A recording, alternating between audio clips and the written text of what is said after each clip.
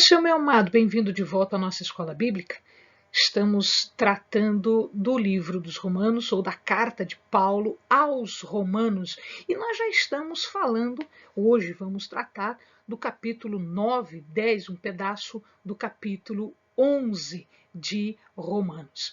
Então, pega a sua Bíblia, pega o seu caderno de estudos, ora o Senhor, pede a Ele discernimento, entendimento, conhecimento, sabedoria, pede a Ele proteção, para que nós possamos desvendar dos seus mistérios. Paulo continua no seu evangelho, nas suas explicações. E agora ele começa a tratar de uma questão muito importante. Sempre houve no início do cristianismo, no início da igreja primitiva, né, daqueles seguidores de Cristo, sempre houve uma discussão bastante grande de que a mensagem teria vindo para os judeus, será que ela poderia ser aberta para os gentios?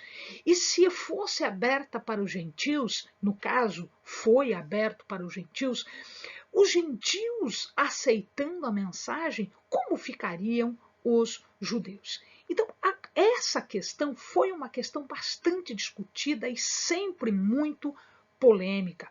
Paulo tinha uma noção muito clara disso.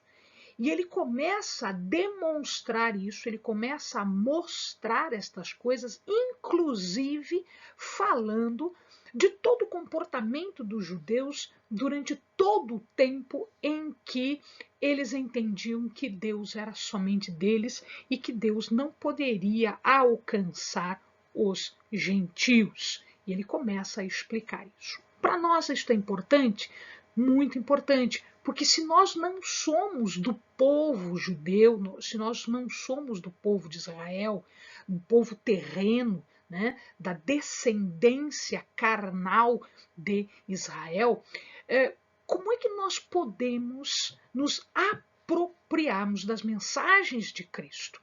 Isto é importante, Paulo vai explicar isto para nós agora, porque nas palavras dele, ele sempre foi o missionário dos gentios, aquele que estava levando a mensagem para um povo que não era judeu, um povo que não era o povo de Deus como entendido naquela época.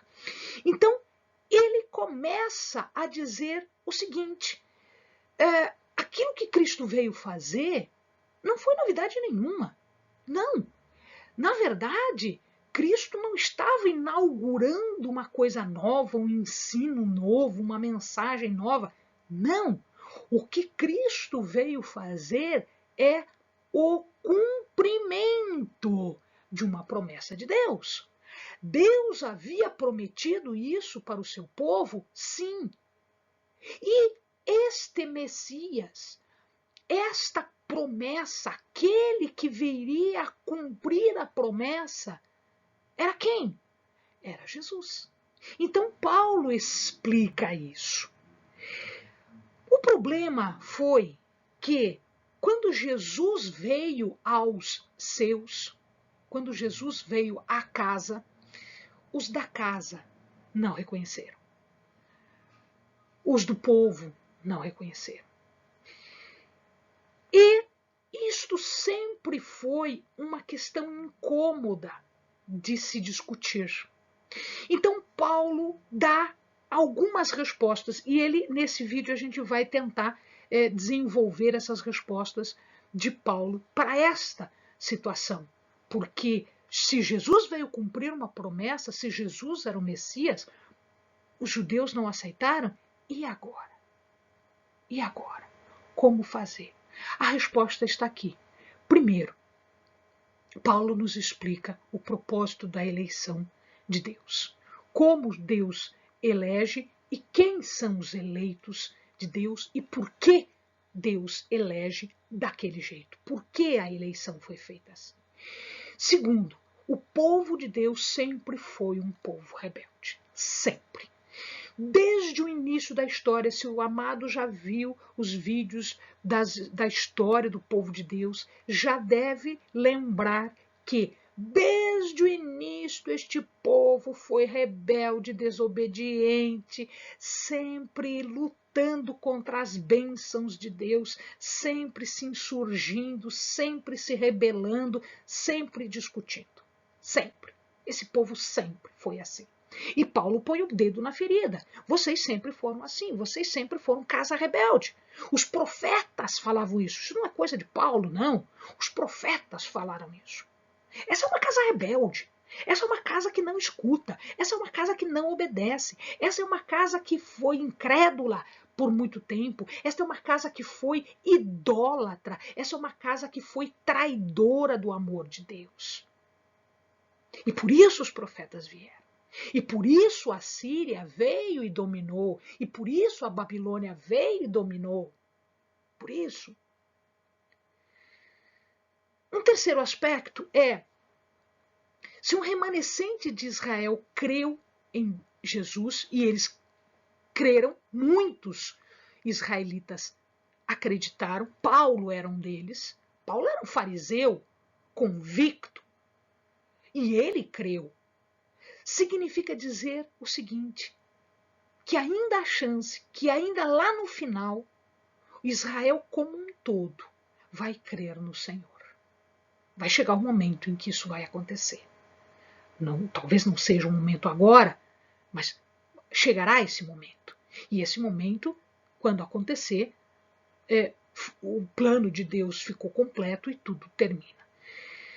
Se a resistência de Israel em crer abriu caminho para os gentios, e isso aconteceu, porque a mensagem só foi para os gentios porque os judeus não aceitaram, então ele abriu uma proposta para os gentios.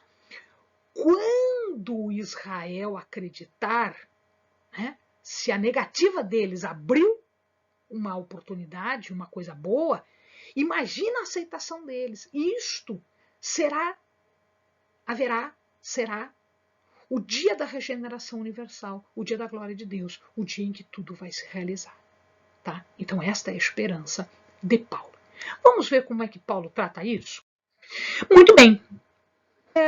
Tudo começa numa acusação, que é uma acusação normal e comum a todos os profetas, porque Deus mandava os profetas acusarem o povo de Israel.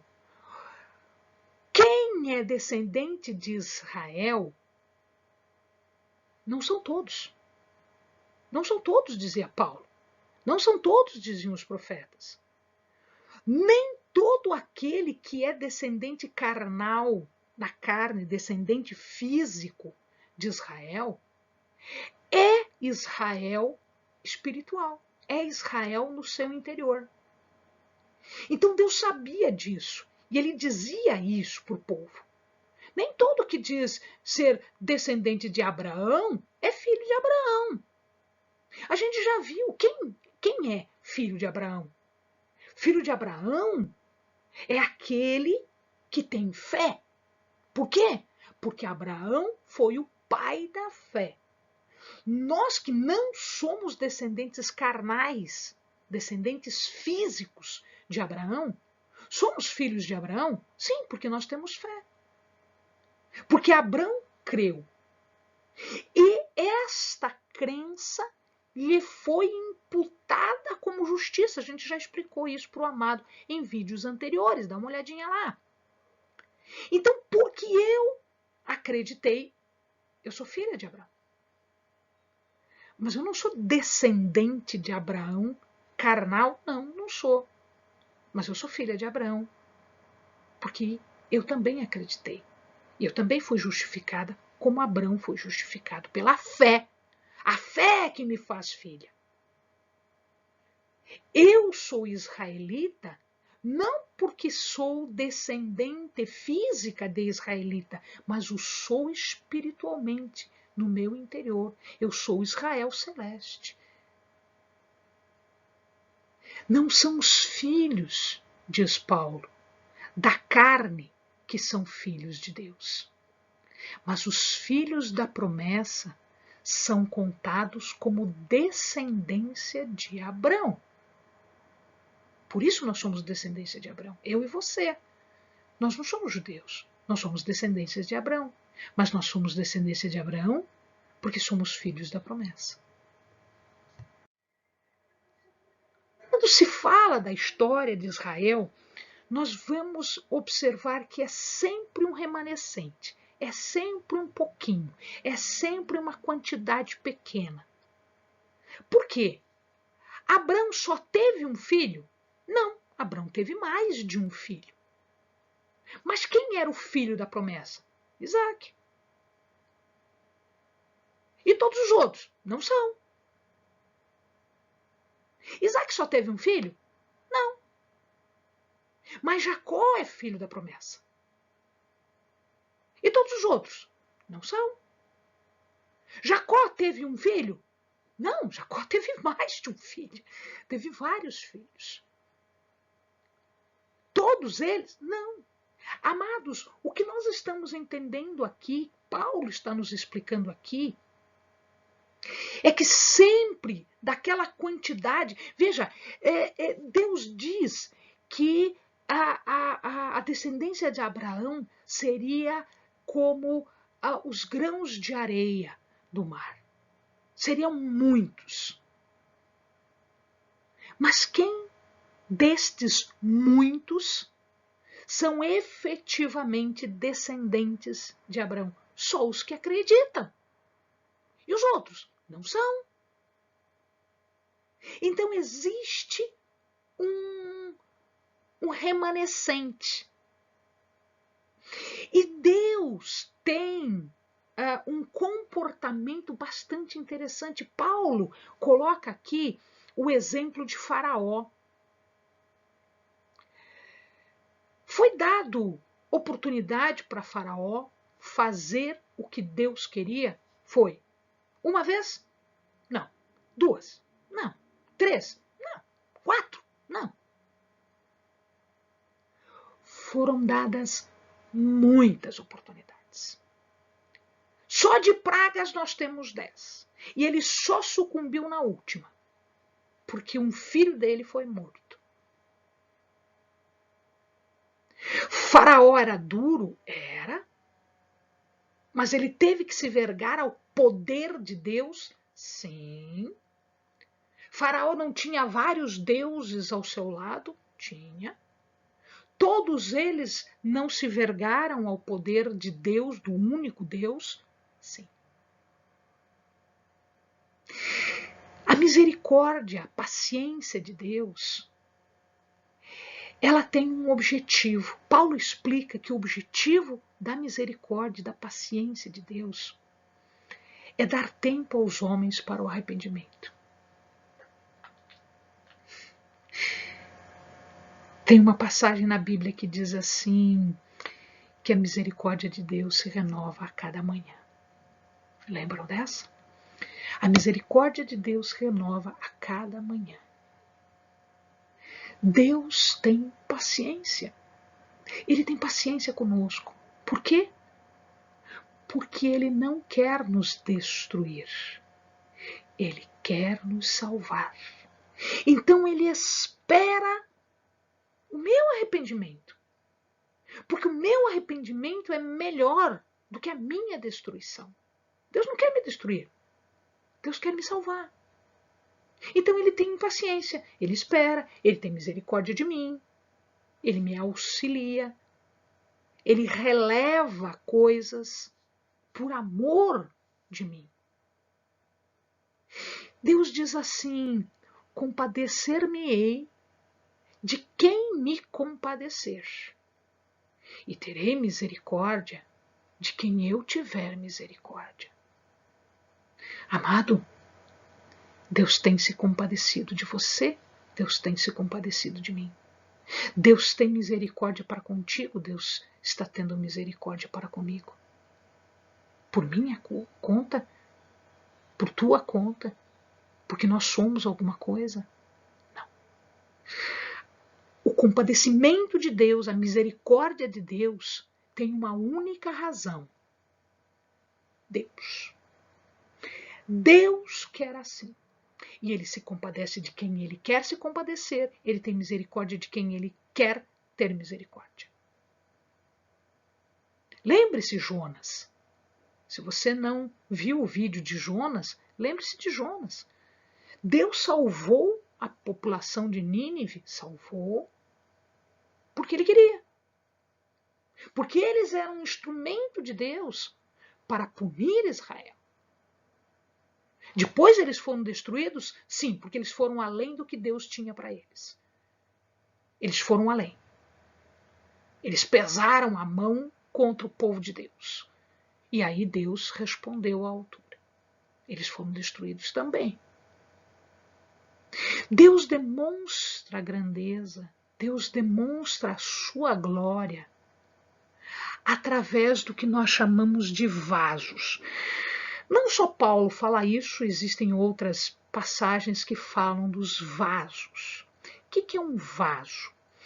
Um vaso é uma pessoa, é um indivíduo. Mas existem vasos que são vasos para a glória de Deus. Existem vasos que são para a ira de Deus. Faraó foi um vaso de Deus. Faraó foi um vaso de Deus. Claro que foi. Só que foi um vaso para a ira. Ele foi usado por Deus. Os assírios foram vasos de Deus? Foram. Foram vasos de Deus. Ah, mas eu sempre pensei que ser vaso era ser uma coisa especial nas mãos de Deus. Todos nós, né, de uma forma ou de outra, somos úteis nas mãos de Deus. Uns para revelar a glória de Deus, outros para revelar a ira de Deus. Deus tem misericórdia e tem paciência até um determinado momento. Quando se enche o cálice da ira de Deus, ele derrama. E aí alguns são utilizados como vaso para a ira de Deus. Alguns são utilizados para a glória de Deus. Eles vão refletir a glória de Deus. Outros vão refletir a ira de Deus. A condenação que Deus está dando para alguns povos ou para algumas pessoas. Então existem vasos para a honra e para a glória. Para a glória e para a ira. São vasos diferentes. Eles são úteis, os dois são úteis. Alguns são especiais. Mas o vaso para a ira também é útil, porque ele está cumprindo a vontade de Deus, o propósito de Deus. Como o Faraó cumpriu, como a Síria cumpriu, como outros povos cumpriram, povos que foram chamados para fazer o propósito de Deus. E não se preocupe, né? Tanto os escolhidos podem ser bons ou ruins, eles vão cumprir a vontade de Deus, não interessa. Ah, mas ele não é do povo de Deus, mas ele foi escolhido como vaso de ira. É ele que vai fazer, é ele que vai cumprir. Amém, amado? Deus e manifesta a sua graça por si, por conta da sua soberania, e não por conta de qualquer outra coisa. Ele não manifesta a sua graça porque eu tenho direito, porque eu não vou ter direito nunca. Ninguém tem este direito diante de Deus. Quem vai se arvorar em ter direito diante de Deus? Ninguém tem. Ninguém é santo o suficiente, puro o suficiente, imaculado o suficiente, sem pecado o suficiente. Ninguém tem direito diante de Deus. É a soberania de Deus que vai dizer: eu dou a minha graça vos dou. E é Ele que dá a graça por conta de que Ele tem soberania. E como Jonas queria que Deus se explicasse por que ele salvou um povo bárbaro como o povo de Nínive, que eram os assírios, um povo violento e um povo que iria acabar com Israel, quando Jonas quis isso, Deus calou o profeta. Não. Ninguém tem o direito de exigir explicação de Deus. Amado, como é que o vaso vai questionar o artesão, o artífice? Se ele está elaborando o vaso, o que é que o vaso vai reclamar das mãos do artífice? Ninguém pode explicar, ninguém pode exigir explicação. Mas Deus pode exigir condições para que a graça dele se opere, para que a misericórdia dele se opere. Claro que sim, ele faz isso. Quantas vezes nós vimos isso? A misericórdia, a compaixão de Deus depende da sua soberania e depende da sua graça, daquilo que ele quer, da vontade dele, que é santa, soberana e perfeita. Santa, soberana e perfeita. Agora, olha que coisa interessante. Quando Paulo fala isso tudo, ele está falando isso para os judeus, isso serve para nós também, é puxão de orelha para nós também. Às vezes nós nos achamos, porque eu sou filho de Deus, porque então Deus tem que me explicar. Deus não tem que te explicar nada, meu amado. Deus não está te devendo absolutamente nada. Deus está fazendo isso por misericórdia, por graça. E olha, as misericórdias dele se renovam toda manhã e nós só temos que glorificar o seu nome por conta disso, porque nós fomos agraciados com isso, porque nós não merecemos. Não é por merecimento, não é por direito, é por graça, é por amor. E aqui Paulo, então, começa agora mais profundamente a falar uma coisa interessante. Ele diz assim, olha lá,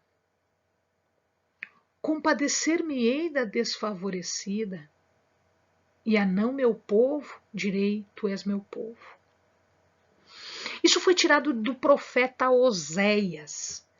Oséias, Deus mandou que ele casasse de uma forma que ele não queria, e ele estava submisso às ordens de Deus, e de repente o primeiro filho dele, Deus manda, ele vai se chamar Lo-Ruamah. Lo-Ruamah. O que é Lo-Ruamah? Lo é não. Sem favor. Esse não tem favor. Ele é desfavorecido.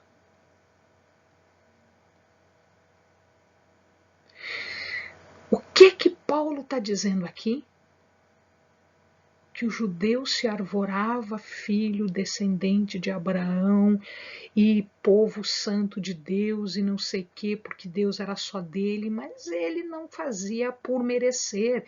E ele idolatrava, e ele pecava, e ele não obedecia, etc, etc. Deus olhou para ele e disse assim, através de Oséias, e através agora de Paulo, ele está explicando isso. Você é desfavorecido. Lo-Ruamah. Nada para você. Nada para você. Você não creu no meu filho. Você não professou fé no Messias que eu te enviei. Você não levou em consideração a misericórdia, a graça e o amor que eu estou te dando. Então nada para você. E aí ele olhou para os gentios, ele olhou para mim e para você que não somos judeus e disse assim a ele, você vai dizer, tu és meu povo. Porque o segundo filho de Oséias foi Lo-Ammi, não meu povo.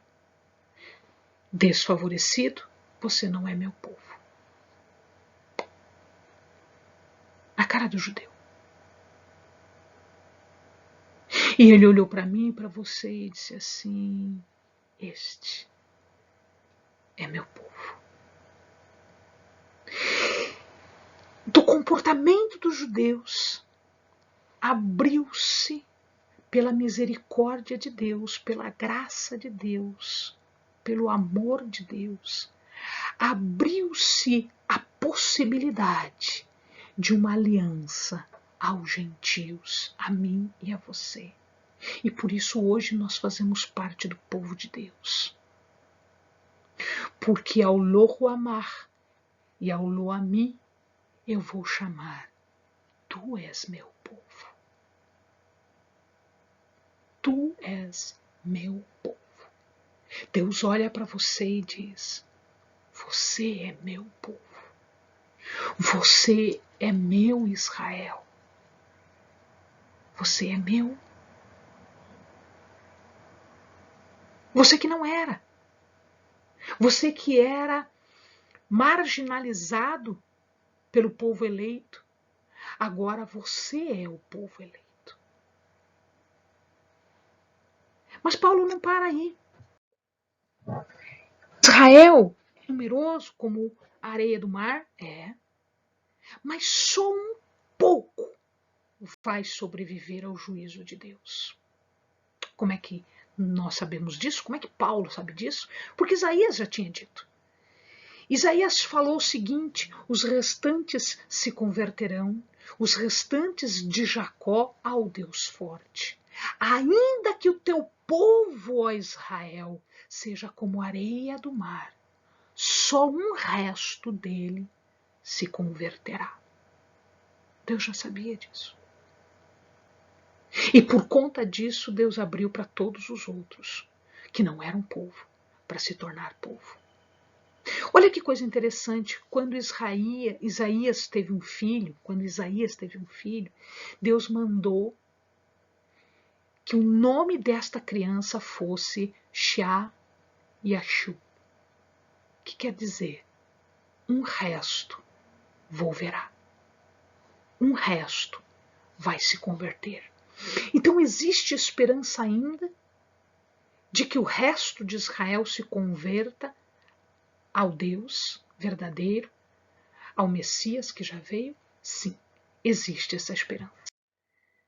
Paulo começa a explicar sobre a responsabilidade. O evangelho veio para o israelita. Primeiro eles pregavam para o israelita, depois para o gentil. Quando o israelita não queria, eles iam para o gentil. Mas quem aceitou? O gentil aceitou. Olha a responsabilidade, amado. Olha a minha e a tua responsabilidade. Porque esse povo judeu, ele ainda vai voltar. Ele ainda vai voltar. Este é o plano, isto é a promessa de Deus, é isso que Deus enxerga. Mas por que o povo não aceitou? Porque ele estava pensando errado, ele estava pensando na lei e não na graça, e não na fé. A mensagem, então, ela era uma pedra de tropeço para ele, porque ele estava pensando de um jeito quando era de outro jeito. Ele estava se enganando. Mas Deus já sabia disso? Deus já sabia disso. Isaías já tinha dito isso. E lá no Salmo 118, 22 também já está escrito isso. Lá no Salmo está escrito assim, a pedra que os edificadores rejeitaram tornou-se a pedra angular. Toda a construção tem uma pedra que eles chamam pedra angular ou pedra de esquina. Pedra da esquina, do encontro. Né? É uma pedra que se coloca exatamente como fundamento de toda a construção. Quem é esta pedra que foi rejeitada? Jesus. Quem é esta pedra que sustenta toda a construção? Jesus. Jesus é a pedra angular. Mas esta pedra angular foi uma pedra de tropeço, porque eles estavam pensando uma coisa e eles não perceberam Jesus.